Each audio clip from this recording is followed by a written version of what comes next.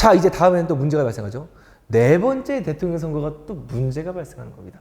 자, 근데 여기서요, 잘 생각하셔야 될 게, 여기서 처음에 우리가 4.4 입기가 당시에 제가 방금 보여드렸잖아요. 이 헌법 당시의 대통령에 대해서는 55조 제1항의 단서를 적용하지 아니한다. 뭐야? 중임 제한을 적용하지 않겠다는 겁니다. 그래서 이승만은요, 어차피 네 번째 대통령이 나올 수가 있는 겁니다. 왜? 초대 대통령이기 때문에. 근데 문제가 발생하죠. 뭐냐, 그게? 이승만의 나이가 85세라는 겁니다. 지금 여러분 2022년입니다, 여러분. 지금 85세 보면 어떤 느낌 들어요? 지금도 굉장히 나이 많으신 어르신입니다, 지금도. 언제 돌아가셔도 이상하지 않은 나이죠. 근데 그 당시, 지금부터 70년 전이죠. 70년 전에 85세면요, 지금의 우리 100세 할아버지 할머니예요. 아, 이승만이, 이 당시에 이승만을 밀고 있던 세력이 아주 골머리를 앓았을 겁니다. 그래서 제안한 방식이 뭐냐면요.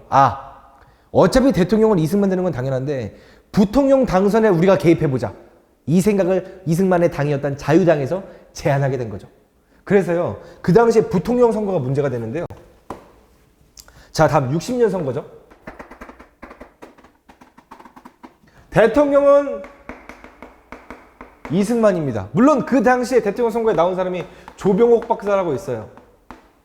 근데 선거 직전에 돌아가십니다. 어차피 이승만이 당선되는 건 확실합니다. 근데 그 다음이 문제야. 이거는 우리가 대통령이잖아요. 그 당시에 정통령으로 했는데. 뭐 대통령으로 이해하시면 됩니다. 이제 부통령이 문제가 되는데, 부통령을 누굴 당선시키겠냐?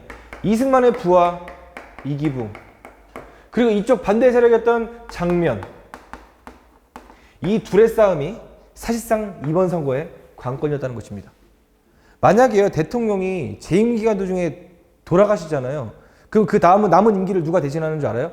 부통령이 대신한 겁니다. 그래서 이승만 나이가 너무 많기 때문에요, 부통령 선거가 굉장히 중요했다는 것이죠. 근데 문제는요, 여기 둘 중에서 인기가 너무 없습니다. 이기붕이가. 장면 박사가 인기가 훨씬 많아요. 이기붕 인기가 너무 없습니다.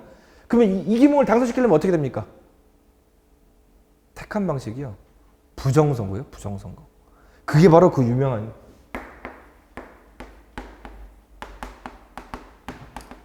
1960년 3월 15일 날 진행되었던 3.15 부정선거를 말하는 겁니다. 말도 안 되는 선거를 하죠. 뭐 대표적인 몇 개 예를 드릴까요? 그 샌드위치 표라고 해가지고요, 그 첫 번째 표지가 몇백 장이 쌓여 있잖아요. 첫 번째 표 이기붕, 마지막 표 이기붕 껴넣습니다. 그럼 나머지 표는 확인도 안 해요. 이 전부 표는 다 이기붕 당선표다. 또 3인조, 5인조 투표를 합니다. 3명, 동네 마을 사람 3명과 5명 한꺼번에 묶어요. 그리고 서로를 감시하게 합니다. 이기붕을 찍었는지 안 찍었는지. 그리고 투표소에는 원래 몇 명만 들어가죠? 한 명만 들어가는 거잖아요. 그리고 투표가 접고 내고 3명이 같이 들어갑니다. 그리고 이 당시에 선거관리감독관이요, 이기붕을 찍는지 안 찍는지 감시를 합니다, 여러분. 이게 말이 되는 상황입니까? 대표적인 예로요, 어느 지역에서는요, 선거에 참여할 수 있는 인원보다요, 선거 개표 결과의 표가 더 많았다고 합니다. 애초에 표를 집어넣은 거죠. 그걸 사전투표라고 하죠. 이런 엄청난 말도 안 되는 선거를 자행했던 게 이승만 정부였습니다. 그래서 이기붕이 당선이 되죠. 근데 이 당시에 사람들이 바보가 아니잖아요, 더 이상. 이런 적당히 선을 넘지 말아야지. 선을 넘은 거죠, 이거는. 어떻게 이런 식으로 투표합니까? 사람들이, 모든 시민들이 알죠. 이게 발화가 됐던 게요, 그 당시에 마산입니다, 마산.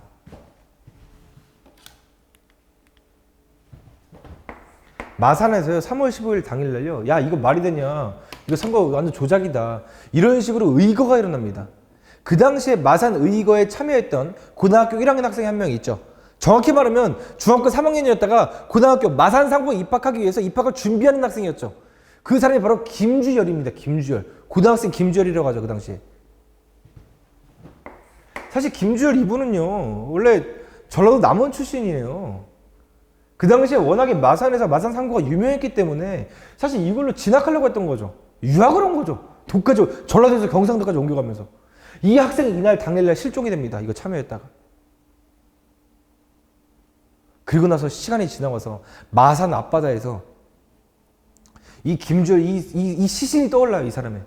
여기 머릿속에 최루탄이 막혀가지고. 그게 뭐야? 마산 의거하니까 경찰들이 최루탄 쏴버린 거예요. 최루탄은 원래 어떻게 쏴야 되죠? 최루에 가스가 나오는 거잖아요. 이거 각도로 45도 이상 각도 쏴가지고 떨어뜨린 다음에 시위대를 그냥 분산시키는 데 효과가 있는 거지. 이거 사람한테 쏘는 게 아니잖아요. 사람한테 쏜 거죠, 여기다가 그냥. 저희가 끔찍해서 지금도 소름 끼칩니다. 이 사진, 시신 사진을 볼 수가 없어요. 김주열 이 학생이요. 시신 떠오르자 난리가 나는 겁니다. 이걸 또 동아일보에서 특종으로 내보내요. 서울까지 다 퍼집니다, 이 소문이. 그래서 서울 중심, 뭐 전국적으로 다 일어나는 거죠. 그래서 일어난 혁명이 무슨 혁명이야? 그 유명한 4.19 혁명이 이래서 탄생하게 되는 겁니다. 4.19 혁명 당시에도요, 이승만 박사는요, 이승만 대통령이죠. 이분은 자기 잘못을 시인하지 않아요. 우리 경찰들이 시민당에서 총을 발포합니다. 그 과정 속에서 수많은 시민이 학살당합니다. 그래서 참다 못해 서울대학교에 있는 교수들이, 보통 교수님들은 보통 도도하신 분들이잖아요. 다 학자시지 정치에는 막 일선 참여하지는 않잖아요. 이분들까지 나서서 자기 학생 죽이지 말라고 시국선언을 발표해서 참여를 합니다.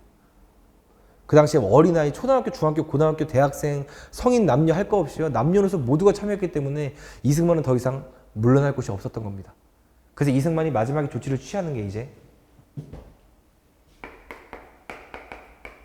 대통령 하야 선언을 하죠.